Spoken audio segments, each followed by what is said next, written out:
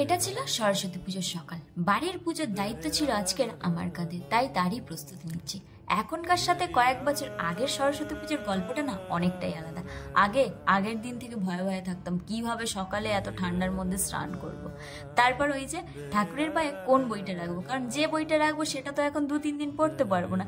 তো সব থেকে আগে ভাগে কঠিন সাবজেক্টটা ঠাকুরের পায়ের কাছে রাখা। আর এখন ওরম তো কোনো ব্যাপার নেই, কি বই রাখবো তাই ভেবে না পেয়ে কিছু একটা রাখতে হবে, তাই আর কি ঠাকুরের পায়ের কাছে রাখা। সত্যি সময় কতটা তাড়াতাড়ি চলে যায়। তবে হ্যাঁ, ওই যে ছোটবেলার মতো কুল না খাওয়ার অভ্যেসটা কিন্তু এখনো রয়ে গেছে, পুজো হলেই তবেই।